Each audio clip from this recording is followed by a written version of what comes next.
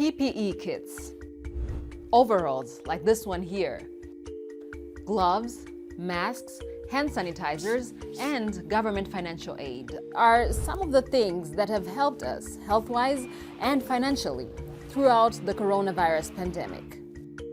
But some people have pocketed these medical items or the relief money to make themselves rich. The pandemic has encouraged corruption and mismanagement throughout the globe. But my question today is, who's profiting from COVID-19 in Africa? Since the outbreak of COVID-19 in Nigeria and the African countries were working, we've seen that the rich are getting richer and the poor are getting poorer. The rich who have friends in corridors of power, who have allies, are the ones getting contracts, to handle logistics, distribution, and procurement. Take Kenya, for example. Back in August 2020, Kenya was rocked by an investigative report about so-called COVID millionaires. 15 business people and government officials are being investigated for allegedly misusing millions of dollars meant to buy medical supplies. In Zimbabwe, Health Minister Obadiah Moyo was fired after being involved in a corrupt multi-million-dollar deal awarded to a foreign company to provide anti-COVID drugs and protective equipment. In South Africa, a report by the country's Auditor General revealed, quote, frightening findings.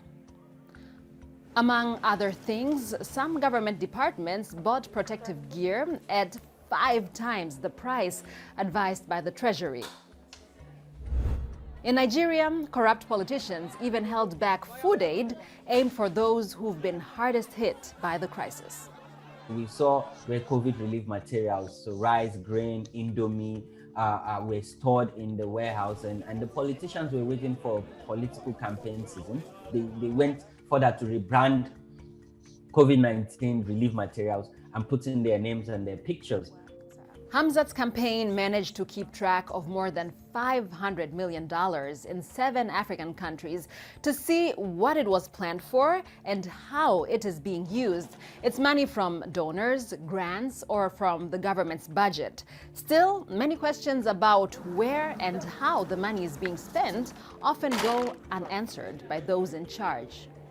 Private donation was made to the FCT administration under the President Muhammadu Buhari's cabinet, where these resources was meant to provide palliative, provide testing kits, and also support frontline health workers. So first, we asked the minister of the FCT, there's a city center, is he utilizing this money? And he was mute about it. So till date, he has not given public knowledge or expenditure of how he has utilized this money. So why does the pandemic open doors to corruption so wide? Economists believe one reason is a lack of checks and balances in these extraordinary times. People take advantage of the fact that the pandemic is more or less like a security situation. So it is easy for a public officer to say, yeah, this is a security situation, is an emergency situation, so we need to take decisions without recourse to the law. That has been the problem. Another thing that encourages mismanagement of resources is the fact that those involved often don't have to fear legal consequences. In the case of the Kenyan COVID millionaires, there's criticism that the investigations that started in August 2020 are taking way too long. Why hasn't anyone been charged in court despite this period of time?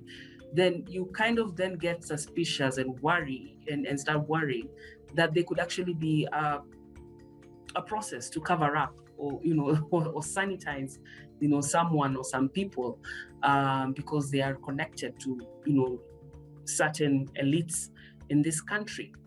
Of course, the temptation to turn a quick buck is high for people close to the corona money. But let's not be too negative here. The pandemic has also proven to be a huge business opportunity to some. They are turning profits in a legal way. In Africa, smart business owners have grabbed opportunities offered by the pandemic, sometimes in not so obvious branches, like yoga.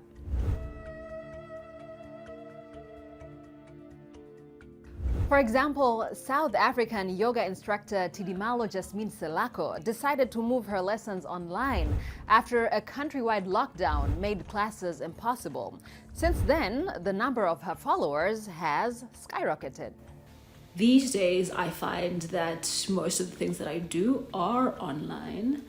And I could say that it really has given me space to become more innovative, and it's really pushed me to grow and see how I can strategically grow as a creative, as a brand, and just keep myself grounded as well. Services that had to shift online have given a boost to telecommunication companies.